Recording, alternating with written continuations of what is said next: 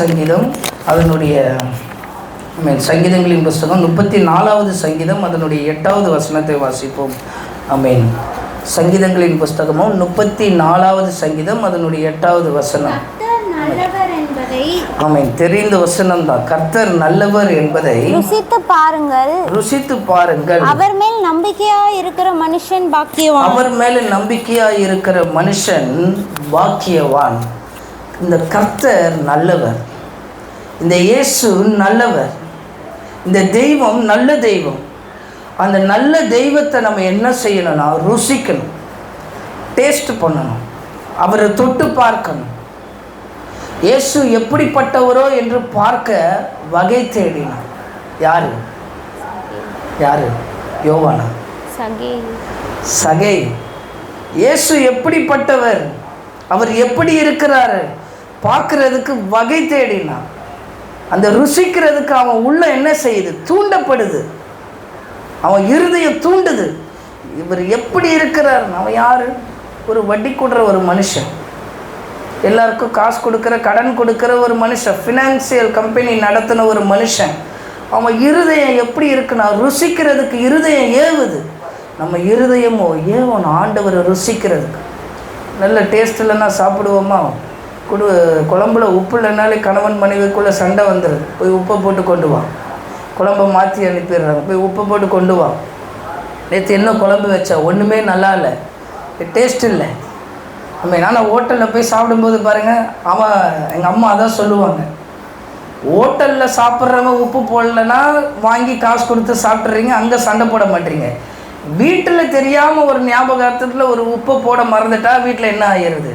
பிரச்சனை உண்டாயிருது. ஒரு சாப்பாடுக்கு ஏன் ருசி இல்லை? ருசியான சாப்பாடை சாப்பிட தான் நம்ம விரும்புகிறோம். ஒரு கல்யாணத்தில் நல்ல சாப்பாடு கொடுக்கலன்னா நல்லா இருக்குமா?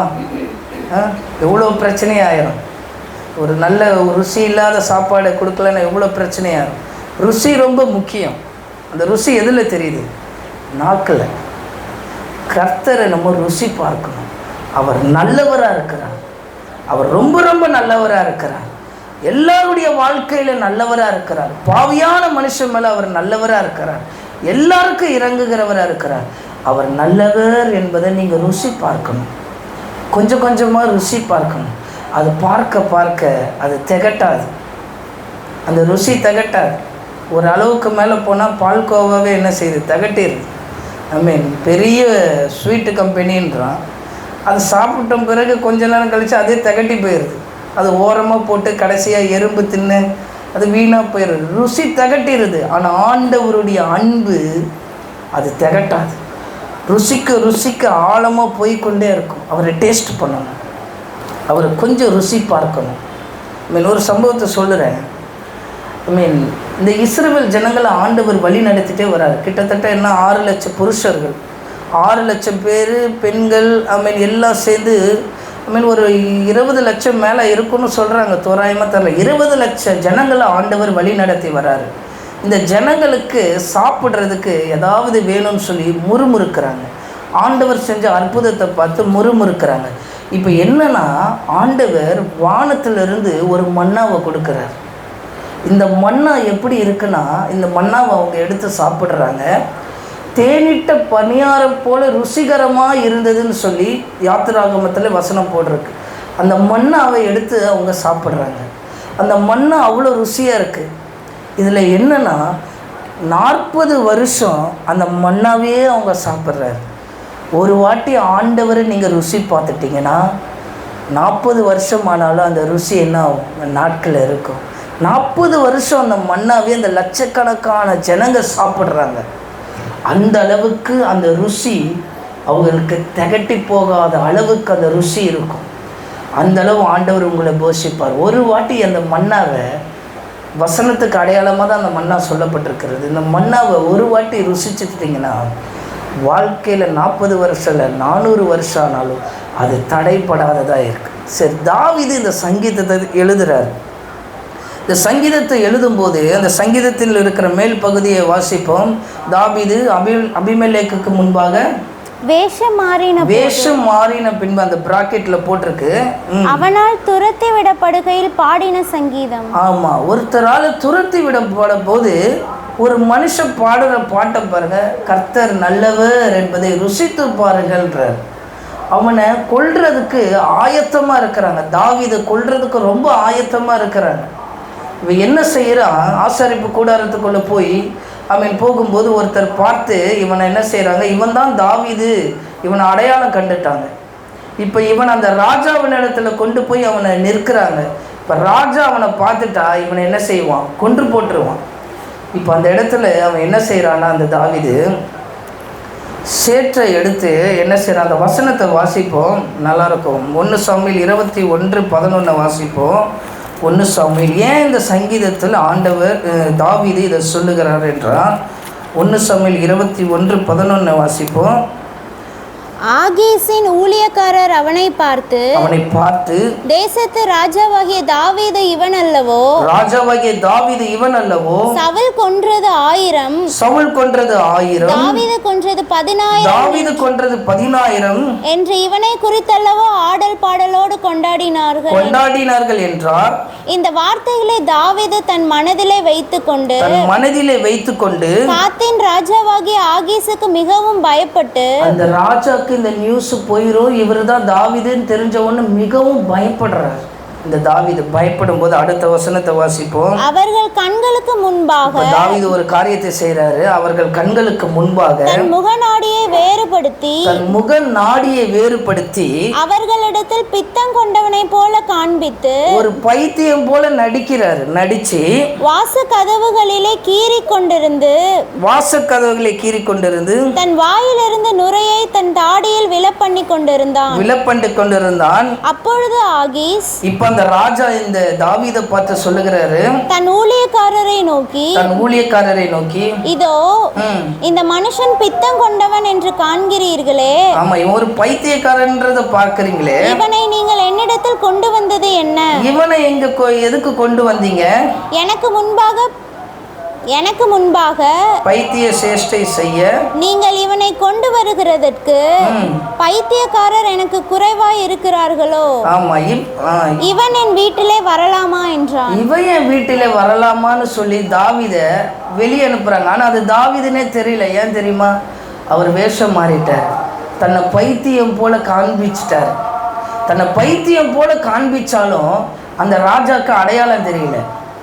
இன்னைக்கு நடிகர்லாம் இருக்கிறாங்க. நம்மளாம் என்ன சினிமா பார்க்காத ஆளா? கமலஹாசன் என்ன பார்க்காத ஆளா? நம்மளாம் அடையாளம் தெரியாமல் நடிக்கிறாரு. ஆளே தெரியல, அப்படி இருக்கிறார் இப்படி இருக்கிறாருலாம் சொல்லுவாங்க. ஆனால் ஒரு தேவ மனுஷன் வேஷம் மாறினா அடையாளம் தெரியாமல், காரணம் என்ன தெரியுமா? அவனை கொன்று போட்டுருவாங்கன்னு. இவனை காத்தது யார் தெரியுமா? கர்த்தர். இவன் வேஷம் மாறினாலும் அந்த ராஜா கையில் சாகக்கூடாதுன்னு சொல்லி அவன் வேஷம் மாறினாலும் அவனுக்கு பாதுகாப்பு கொடுத்தது ஆண்டவராகிய கர்த்தர். அந்த கர்த்தர் செய்த நன்மையை நினைச்சுதான் இந்த தாவீது பாடுகிறார், கர்த்தர் நல்லவர் என்பதை ருசித்து பாருங்கள். அவர் நல்லவர். அவர் ரொம்ப ரொம்ப நல்லவராக இருக்கிறார். ரொம்ப நல்லவராக இருக்கிறார். நம்ம ஒரு மனுஷன் பாவம் செஞ்சிட்டானா, தப்பு செஞ்சிட்டானா, அவனை மன்னிப்போமா? சரி, ஒரு தரம் மன்னிப்போம், 2 தரம் மன்னிப்போம். ஆனால் ஆண்டவர் அவனை மன்னிக்கிறவராக இருக்கிறார். அவனை மனம் திரும்புதலுக்கு ஏதுவாய் அவனை நடத்துகிறவராக இருக்கிறார். அதனால தான் அந்த கர்த்தர் நல்லவர். அந்த நல்லவரை ருசித்து பார்க்கணும். ஆமென். அவரை ருசித்து பார்க்கிறவங்க அவர் சொல்கிறத செய்வாங்க. அவர்கிட்ட நம்ம அந்த டேஸ்ட்டை பார்த்துட்டோன்னா அவர் சொல்கிறத செய்வாங்க. அவர் என்ன சொல்லுகிறாரோ அதை செய்கிறவர்களாக அவங்க இருப்பாங்க. யோவான் எழுதின சுவிசேஷம் 2வது அதிகாரம் 25வது வசனத்தை வாசிப்போம். யோவான் எழுதின சுவிசேஷம் 2வது அதிகாரம் 25வது வசனம். யோவான் எழுதின சுவிசேஷம் 2வது அதிகாரம். மனுஷருக்குள் இருப்பதை அவர் அறிந்திருந்தபடி. யோவான் எழுதின சுவிசேஷம் 2வது அதிகாரம் 6வது வசனம். யூதர்கள் தங்களை சுத்திகரிக்க முறைமையின்படியே. 5வது வசனம். அவருடைய தாய் வேலைக்காரரை நோக்கி அவர் உங்களுக்கு என்ன சொல்லுகிறாரோ அதன்படி செய்யுங்கள் என்றார். ஒரு கல்யாண வீட்டுல இயேசு அழைக்கப்பட்டிருக்கிறார். இயேசுவோட சீஷரும் அழைக்கப்பட்டிருக்கிறாங்க. இப்ப அந்த கல்யாண வீட்டுல என்ன ஆச்சுன்னா, திராட்சை ரசம் தீர்ந்து போச்சு. திராட்சை ரசம் தீர்ந்து போன ஒரு சம்பவம். அவங்க தாய்க்கு எப்படியாவது இந்த இயேசு அற்புதம் செய்யணும்னு சொல்லி ஒரு வாஞ்சை. இந்த திராட்சை ரசம் தீர்ந்து போன பிறகு இப்போ அந்த வேலைக்காரரை பார்த்து அந்த தாய் என்ன சொல்லுகிறார் என்றால், வாசிப்போம் 5வது வசனத்தை. அவருடைய தாய் வேலைக்காரரை நோக்கி அவர் உங்களுக்கு என்ன சொல்லுகிறாரோ அதன்படி செய்யுங்கள் என்றார். அதன்படி செய்யுங்கள்னு சொல்லிட்டாங்க. கல்யாண வீட்டில் சாப்பாடு இல்லைன்னா எவ்வளோ பிரச்சனையாகும். மாப்பிள்ளை வீட்டுக்கு தரலை, பொண்ணு வீட்டில் இவங்கள கவனிக்கலை, மாப்பிள்ளை வீட்டில் அவங்கள கவனிக்கலை. ஒரு சாப்பாடு தீர்ந்து போயிருச்சுன்னா சின்ன ஒரு சாப்பாடு விஷயந்தான். ஆனால் அது எவ்வளோ பெரிய பிரச்சனை, கல்யாணத்தை நிறுத்துகிற அளவுலாம் போயிருக்கிறதெல்லாம் பார்க்குறோம். அப்போது ஒரு கல்யாணத்தில் ரொம்ப முக்கியம் அந்த உணவு. அந்த உணவாகிய திராட்சை ரசம் என்ன ஆயிடுச்சு, இங்கே தீர்ந்து போயிருச்சு. இந்த கல்யாண வீட்டில் இப்படி நடந்தால் எப்படி இருக்கும்? நம்ம கல்யாணத்தில் இப்படி நடந்தால் எப்படி இருக்கும்? ஒருத்தனுக்கு கல்யாணத்தில் என்னது சிக்கன் பீஸ் ஒன்றும் வைக்கல. அவன் மாப்பிள்ளையோட ஏதோ நெருங்கின நண்பரோ ஏதோ ஒன்று போல் அவன் போய் பிரச்சனை பண்ணுறான். அது எப்படி நீ எனக்கு சிக்கன் பீஸை வைக்காமல் போனேன், கல்யாணத்தை நிறுத்துன்றான். எதுக்கு சிக்கன் பீஸை வைக்காமல் போனது? ஒருத்தருக்கு குழம்பு கை மேலே அவசரத்தில் அதை ஊற்றிருக்கிறாங்க. ஒழுங்காக கவனிக்க மாட்டியான்னு சொல்லி கல்யாணத்தை நிறுத்துன்னு சொன்ன ஆளுங்களாம் இங்கே இருக்கிறாங்க. நம்ம ஆளுங்களாம் இருக்கிறாங்க, அந்த மாதிரி ஆளுங்களாம். அப்போது ஒரு கல்யாண வீட்டில் திராட்சை ரசம் தீர்ந்து போச்சு. அந்த குடும்பமும் சரி, அங்கே இருக்கிறவங்களும் சரி, எவ்வளோ பதபதப்பாக இருக்கும். அந்த இடத்துல வேலைக்காரனை கூப்பிட்டு இயேசுனுடைய தாய் சொல்கிறாங்க, அவர் உங்களுக்கு என்ன சொல்லுகிறாரோ அதை செய்யுங்க. நம்மளால என்ன நினைப்போம், இங்கேயே திராட்சை ரசம் இல்லை, இவர் என்ன சொல்ல போகிறாரு நான் செய்கிறதுக்கு. நான் அந்த வேலைக்காரங்க அதை கீழ்ப்படுகிறாங்க. அவரை ருசிக்கிறவங்க அவர்களை கீழ்ப்படிவாங்க. இயேசு நல்லவர்ன்றதை பார்க்குறவங்க அவருடைய வார்த்தைக்கு கீழ்ப்படிவாங்க. இப்போ ஆமீன். 7வது வசனத்தை வாசிப்போம். இயேசு வேலைக்காரரை நோக்கி ஜாடிகளிலே தண்ணீர் நிரப்புங்கள் என்றார். அவர்கள் அவைகளை நிறைய நிரப்பினார்கள். தண்ணீர் நிரப்புங்கன்னு சொன்னதுதான் வேலைக்காரர்கள் என்ன செய்றாங்க, நிறைய நிரப்புறாங்க. வசனம் சொல்லிருக்கு, அவர்கள் நிறைய நிரப்பினார்கள். அவங்களுக்குள்ள இருந்த விசுவாசத்தை பாருங்க. வெறும் தண்ணியை நிரப்ப சொல்றாங்க. கல்யாண வீட்டில் ரசம் காலியாயிருச்சுன்னா போய் தண்ணியை ஊற்றி விடுன்னா நம்ம விசுவாசமா தண்ணி ஊற்றுவோமா? ஆண்டவர் அற்புதத்தை செய்கிறார். அங்கே செய்கிறவர் யார்? நீங்கள் ருசிக்கிறவர் யார்? அவர் இயேசு. அவர் நல்லவர். அவர் எப்படி செய்கிறாரு பாருங்க. நிறைய நிரப்பினார்கள். 8வது வசனம். அவர் அவர்களை நோக்கி, இயேசு அந்த வேலைக்காரர்களை நோக்கி சொல்லுறாரு, நீங்கள் இப்பொழுது மோண்டு பந்தி விசாரிப்புக்காரனிடத்தில் கொண்டு போங்கள் என்றார். பந்தி விசாரிப்புக்காரனிடத்துல கொண்டு போங்க. அவர்கள் கொண்டு போனார்கள். அப்பவும் கீழ்ப்படுகிறாங்க. வெறும் தண்ணி ஊற்றி இருக்கு. வெறும் தண்ணியை கொண்டு போய் பந்தி விசாரிப்புக்காரனிடத்துல கொடுங்கன்னு சொல்லியிருக்கிறாங்க. அவனும் விசுவாசமா தைரியமா கீழ்பட்டு கொண்டு இருக்கிறான். இயேசுவை ருசி பார்த்தவர்கள் அவர் சொன்னதை செய்வார்கள். இயேசுவை ருசி பார்த்தவங்க அவர் சொன்னதை செய்வாங்க. நீ போனா போவாங்க, நீ கொடுனா கொடுப்பாங்க. மேன் ஆண்டவர் அப்படி ஆயத்தமாய் எல்லாவற்றையும் செய்கிறவராக இருக்கிறார். 9வது வசனம். அந்த திராட்சரசம் எங்கே இருந்து வந்ததென்று தண்ணீரை மொண்ட வேலைக்காரருக்கு தெரிந்ததே அன்றி பந்தி விசாரிப்புக்காரனுக்கு தெரியாததினால், பந்தி விசாரிப்புக்காரனுக்கு அது வெறும் தண்ணின்னு தெரியாததினால் அவன் திராட்சரசமாய் மாறின தண்ணீரை ருசி பார்த்தபோது, அவன் திராட்சரசமாய் மாறின இந்த தண்ணீரை ருசி பார்த்தபோது மணவாளனை அழைத்து சொல்லுறான், எந்த மனுஷனும் முன்பு நல்ல திராட்சை ரசத்தை கொடுத்து ஜனங்கள் திருப்தி அடைந்த பின்பு ருசி குறைந்ததை கொடுப்பான். நீரோ நல்ல ரசத்தை இதுவரைக்கும் வைத்திருந்தீரே என்றான். தண்ணீரை மோண்டு கொடுக்கும்போது அவங்க குடிக்கும்போது எப்படி இருக்கு, ருசியா மாறிடுச்சு. அது திராட்சை ரசமா மாறிடுச்சு. அவன் என்ன ஸ்டேட்மெண்ட் கொடுக்குறான்னா, இந்த தண்ணீரை அவனுக்கு தண்ணின்னு தெரியல, ஆனால் அது என்ன இருக்குது, தண்ணீர்னு தெரிஞ்சது வேலையாளுக்கு மட்டும்தான். ஆனால் அந்த தண்ணீரை அவன் குடிக்கும்போது அவனுக்கு திராட்சை ரசமாக ருசியாக மாறிடுச்சு. இயேசு உங்கள் வாழ்க்கையில் வந்துட்டாருன்னா எல்லாம் ருசியாக மாறிடும். உங்களுடைய தண்ணியாக இருக்கிற வாழ்க்கை திராட்சை ரசத்தை போல ருசியாக மாற்றிடுவார் ஆண்டவர். இது ஜெபத்துக்கு அடையாளமாக சொல்லலாம். இந்த வேலைக்காரனுக்கு தான் தண்ணி ஊற்றுனது தெரியும். அதே போல் நீங்கள் மற்றவர்களுக்காக ஜெபிக்கிறது உங்களுக்கு தான் தெரியும். பந்தி விசாரிப்புக்காரனுக்கு தெரியாது. நீங்கள் யாருக்கு ஜெபிக்கிறீங்களோ அவங்களுக்கு அந்த காரியம் தெரியாது. ஆனால் நீங்கள் அந்த ஜெபத்தை கொண்டு போய் கொடுக்கும்போது அவங்க வாழ்க்கையில் அது அற்புதமாக அவங்க பெறும்போது அவங்க ருசிப்பாருங்க, இயேசுவை ருசிப்பாங்க.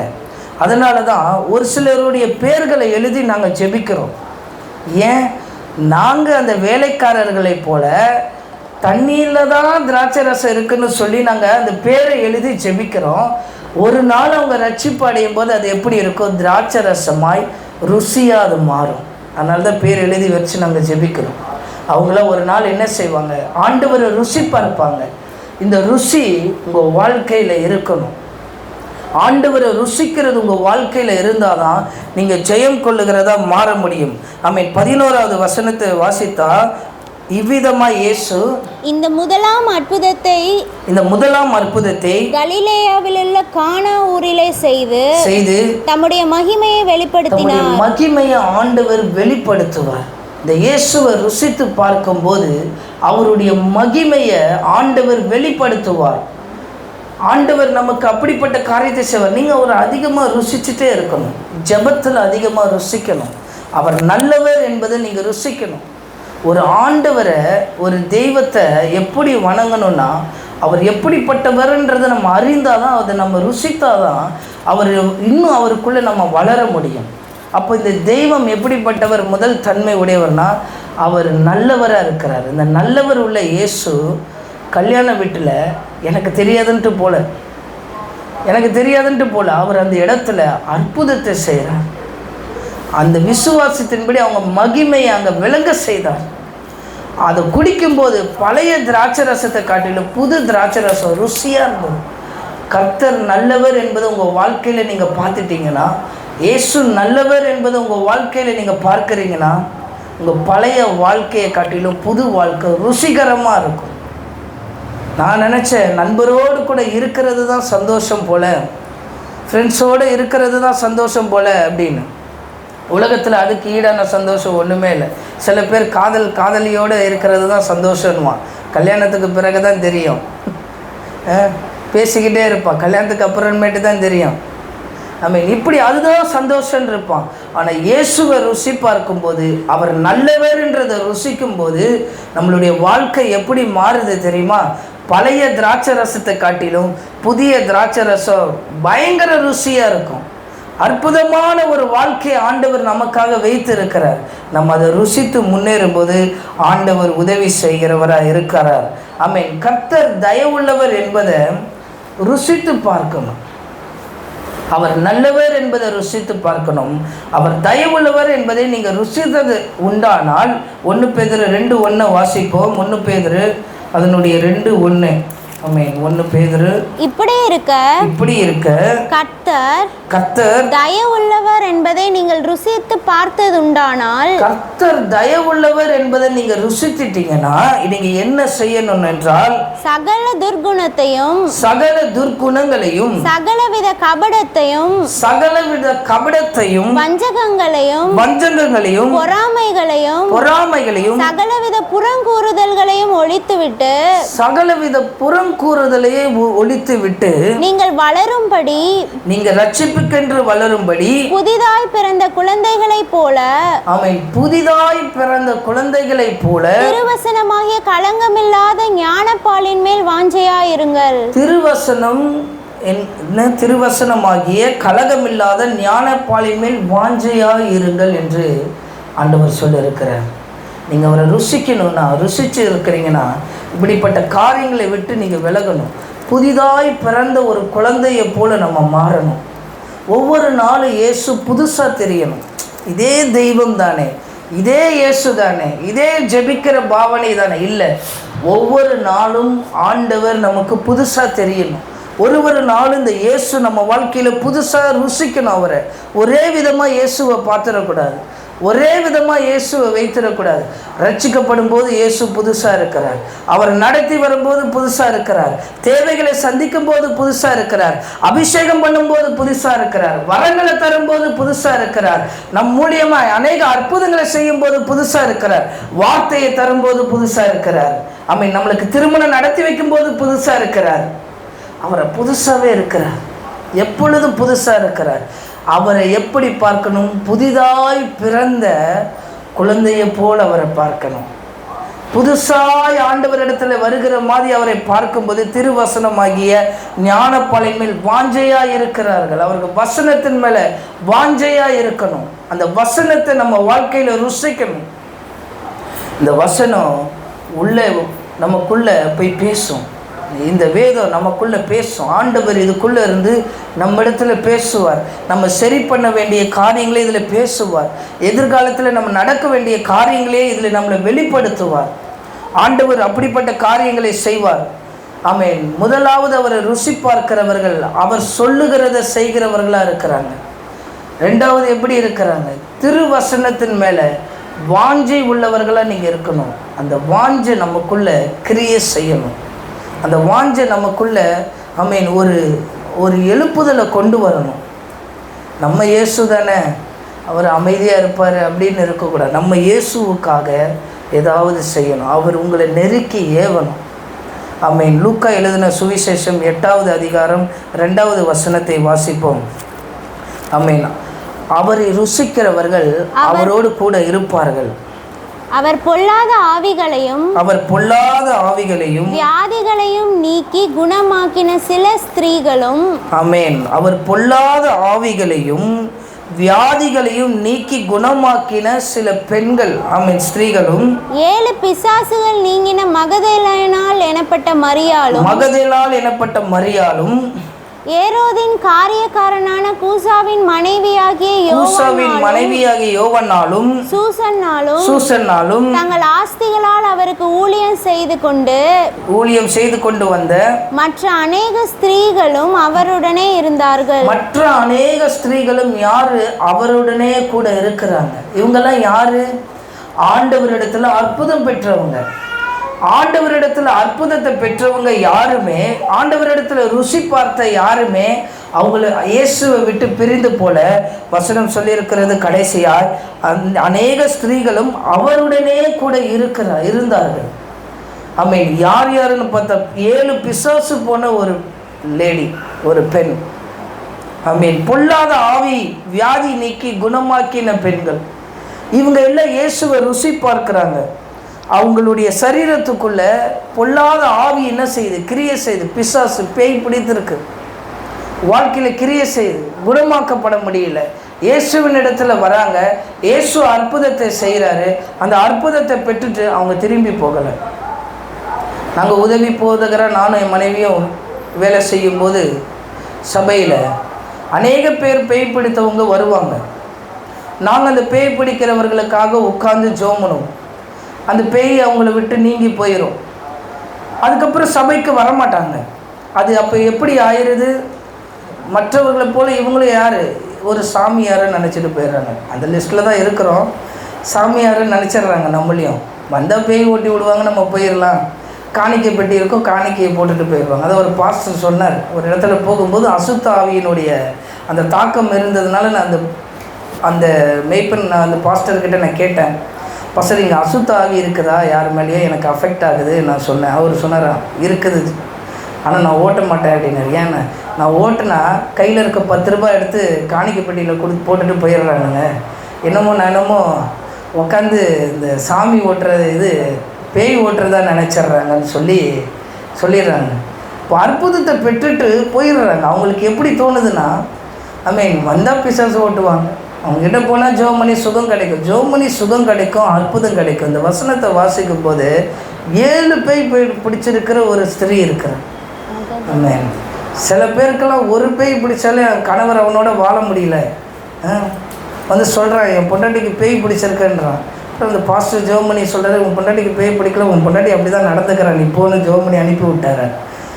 7 பேய் பிடிச்சவங்க இருக்கிறாங்க. பேய் பிடிச்சவங்க எல்லாம் விடுதலை பெறுறாங்க. விடுதலையை பெற்றுட்டு அவங்க வீட்டுக்கு போல இது போல் வசனம் சொல்லியிருக்கிறது அவரோடு இருக்கிறாங்க. அவரை ருசிக்கிறவர்கள் அவரோடு இருப்பாங்க. அவரை ருசித்தவங்க, அவர்கிட்ட நன்மை பெற்றவங்க அவரோடு இருப்பாங்க. குஷ்டரோகியை நீக்கிறார். சின்ன ஒரு அந்த புண்ணு வந்துட்டாலே அந்த நாற்றம் அப்படி இருக்கும். குஷ்டரோகி மேலே ஃபுல்லாக பொண்ணு. ஆனால் இயேசு அவனை தள்ளிவிடலை. அவர் நல்லவராக அவனை கூப்பிட்டு சுகம் கொடுக்கிறார். அதுலேயும் பாருங்கள் அற்புதம். ஆண்டவர் அந்த குஷ்டரோகியை தொட்டு சுகம் கொடுக்கும்போது எத்தனை பேர் அதை பார்க்குறாங்க, கூட இருக்கிற எவ்வளோ ஆட்கள் பார்க்குறாங்க. ஆண்டவரை ருசி பாருங்க. அந்த ருசி பார்க்கிற நன்மையை பெற்ற சிலர் போயிடுவாங்க. அந்த சிலராக நம்ம இல்லாதபடி வசனம் சொல்லுகிறது அவரோடு கூட இருந்தாங்க. கர்த்தர் நல்லவர் என்று ருசித்து பார்க்கிறவங்க அவரோடு கூட இருப்பாங்க. 2 பெண்மணி இருந்தாங்க. ஒருத்தர் பேர் மார்த்தாள், இன்னொருத்தர் பேர் மரியாள். மார்த்தாள் பற்பல வேலை செய்கிறதுல பிஸியாக இருக்கிறாங்க, ஊழியத்தில் பிஸி. இயேசு இப்போ வீட்டுக்கு வந்துட்டார். அந்த சம்பவம் இருக்கா? லூக்கா 10வது அதிகாரம் 39வது வசனத்தை வாசிப்போம். லூக்கா 10. அவளுக்கு மரியாள் எனப்பட்ட ஒரு சகோதரி இருந்தாள். அவள் இயேசுவின் பாதத்தருகே உட்கார்ந்து. இப்போ மரியாள் இயேசுவின் பாதத்தருகே உட்காருகிறாள். அவருடைய வசனத்தை கேட்டுக்கொண்டிருந்தாள். மரியாள் என்ன செய்றார்? இயேசுவின் பாதத்துல உட்கார்கிறாள். அடுத்த வசனம். மார்த்தாள் என்ன பண்றா? பற்பல வேலைகளை செய்வதில் மிகவும் வருத்தமடைந்து. மிகவும் வருத்தம். பற்பல வேலை செய்கிறதுல ஒரே பிஸி. வேலை செய்கிறதுல இன்னைக்கு பிஸி. பற்பல வேலை செய்கிறதுல வருத்தம் தான் அவளுக்கு வருது. வருத்தம் அடைந்து அவரிடத்தில் வந்து இயேசுவினிடத்துல வந்து சொல்லுகிறார், ஆண்டவரே, நான் தனியே வேலை செய்யும்படி என் சகோதரி என்னை விட்டு வந்திருக்கிறதை குறித்து. தனியா வேலை செஞ்சுக்கிட்டு இருக்கிறேன், இங்க அவ்வளோ வேலைகள் இருக்கு. ஆனா இவ என்னன்னா என்ன செய்றா? வாசிப்போம். விட்டு வந்திருக்கிறதை குறித்து உமக்கு கவலை இல்லையா? எனக்கு உதவி செய்யும்படி அவளுக்கு சொல்லும் என்றாள். எனக்கு உதவி செய்யும்படி அவளை சொல்றாரு. இயேசு அதுக்கு பதில் கொடுக்கிறாரு. இயேசு அவளுக்கு பிரதியுத்தரமாக மார்த்தாளே, நீ அநேக காரியங்களை குறித்து கவலைப்பட்டு கலங்குகிறாய். அநேக காரியங்களை குறித்து என்ன செய்ற? கவலைப்படுகிற. தேவையானது இந்த உலகத்துல ஒன்றே ஒன்று. மரியாள் தன்னை விட்டு எடுபடாத நல்ல பங்கை அந்த நல்ல பங்கை அவர் தெரிந்து கொண்டார். ஆண்டவருடைய வசனத்தை ஆண்டவருடைய பாதத்துல உட்கார்ந்து ருசிக்கிறான், டேஸ்ட் பண்றான். ஆண்டவருடைய வசனத்தை ருசிக்க அவ என்ன செய்யறா? ஆண்டவருடைய பாதத்துல உட்காருகிறா. ஆனா மார்த்தாளோ பற்பல வேலை செய்கிறதுல ஒரே பிஸியா இருக்கா. ஊழியத்துல பிஸி. எங்கே போனேன்? ஊழியத்தில் அங்கே போனேன், இங்கே போனேன், அதை செஞ்சேன். ஆண்டவர் ஒரே வார்த்தை தான் இந்த ஊழியத்துலலாம் கேட்குறாரு. நீ பாதத்தில் உட்காரியா? இங்கே வந்து உட்காரியா? நான் ஊழியத்துக்காக அங்கே போனேன், ட்ராக்ஸ் கொடுத்தேன், அதை செஞ்சேன், இதை செஞ்சேன், நீ எல்லாம் செஞ்சேன், என் பாதத்தில் உட்காந்தியா? மரியாதை போல என் பாதத்தில் உட்காந்தியா? ஆண்டவர் அதை தான் கேட்குறாரு. ஆரம்ப நாட்களில் எனக்கும் ஒரே பிளான், அப்படி செய்யணும், இப்படி செய்யணும், இந்த திட்டத்தை எக்ஸிக்யூட் பண்ணணும், அதை செய்யணும். ஆண்டவர் ஒரு வார்த்தை தான் கேட்டார், நீ அந்த பிளானெல்லாம் ஓரவே, நீ என் பாதத்தில் வந்து உட்காரியா? என் சமூகத்தில் ஜெபம் பண்ணுறியா, ஜெபிக்கிறியா? ஆண்டவர் அதை தான் கேட்குறார். ஊழியம் வந்து 2வது தான். முதல்ல அவர் பாதத்தில் உட்காருகிறது தான். வேலை 2வது தான். முதல்ல அவர் பாதத்தில் உட்காருகிறது தான். அதனால தான் ஆண்டவர் சொல்கிறார், மரியாள் தன்னை விட்டு எடுபடாத நல்ல பங்கை அவர் தெரிந்து கொண்டான். இவங்கெல்லாம் வாழ்க்கையில் இயேசுவை ருசி பார்க்குறாங்க. கர்த்தர் நல்லவர் என்பதை ருசிக்கிறாங்க. அவர் ருசிக்க தான் தெரியும் அவர் ரொம்ப நல்லவர்னு. சாதாரணமாக இயேசுவை பார்க்கும்போது நிறைய பேர் இயேசுவை பற்றி சொல்லுவாங்க, இயேசு நல்லவர், இயேசு அன்பானவர், நீங்கள் ஏற்றுக்கொள்ளுங்கன்னு சொல்லும்போது தெரியாது. அந்த அன்பை உணரும்போது தெரியும். அந்த அன்பை உணர்ந்து பார்க்கும்போது தெரியும். ஒரு காதலன் காதலியை எந்த விதமோ நேசிப்பான். அவன் உள்ளத்தில் சொல்லுவான், என் உள்ளம் முழுவதும் யார் இருக்கிற? நீ தான் இருக்கிறேன். ஒரு ஃபோட்டோவை பார்த்தோம், அவன் இருதயத்தில் கிழிச்சு காட்டுற மாதிரி இருதயத்தில் அந்த பொண்ணு இருக்குது. இருதயத்துக்குள்ளே அந்த பொண்ணு இருக்குதான், கிழிச்சு காட்டுறான். இப்படிலாம் இருக்கிறான். அந்த அளவு அது மேலே, அந்த பொண்ணு மேலே நேசம் வச்சுருக்கிறான். நீங்கள் ஆண்டவரை நேசித்து பாருங்கள். இருதயத்தை கிழிச்செல்லாம் காட்ட வேண்டாம், அவர் இருதயத்துக்குள்ளே வந்துடுவார். நம்ம இருதயத்துக்குள்ளே அவரை வைக்க வேணாம், அவரே இருதயத்துக்குள்ளே வந்துடுவார். இதுதான் இந்த கடவுளுடைய தன்மை. இந்த இயேசுடைய தன்மையை இதுதான் ருசிக்கணும். ஆண்டவரே என் உள்ளத்தில் வாங்கன்னு சொல்லும்போது வந்துடுறார். நம்ம அவரை வணங்குறதை காட்டிலும் அவர் நம்மளுக்காக எப்போ நீ வருவன்னு காத்திருக்கிறது தான் இந்த கடவுளுடைய தன்மை. அநேகர்கள் நியாய தீர்ப்பு என்ன செய்யும், நியாயம் கொடுக்கப்படுன்ற நமக்கு தவறு செய்யும்போது இதுக்கான தண்டனை நமக்கு கொடுக்கப்படும் போதுன்னு சொல்லும்போது நீ மனம் திரும்புன்னு சொல்கிறது தான் நம்மளுடைய கடவுள். கஷ்டத்தை கொடுக்கறது யாருடைய வேலை? பிசாசினுடைய வேலை. நீ கஷ்டப்படாத அப்படின்னு சொல்கிறது யாருடைய வேலை? இயேசுவனுடைய வேலை. கவலைப்படுங்கன்னு சொல்கிறது, கவலையை கொடுக்கறது யார்? பிசாசுடைய வேலை. எப்பப்பெல்லாம் கவலை வருதோ அதெல்லாம் யார் கொடுக்குறாருன்ற பிசாசு தான் கொடுப்பான். ஏன்னா ஆண்டவர் சொல்கிறார் நீங்கள் கவலைப்படாதீர்கள் தான் ஆண்டவர் சொல்லியிருக்கிறார். தேவையை அதிகமாக கொடுக்கறது யார்? பிசாசானவன். ஆனால் தேவையை சந்திக்கிறது இயேசு ஒருவர். இப்போ எல்லாவற்றையும் அவன் கொண்டு வந்தாலும் இந்த கர்த்தரை நம்ம ருசி பார்க்கும்போது ஆண்டவர் ஒரு பெரிய காரியத்தை செய்வார்.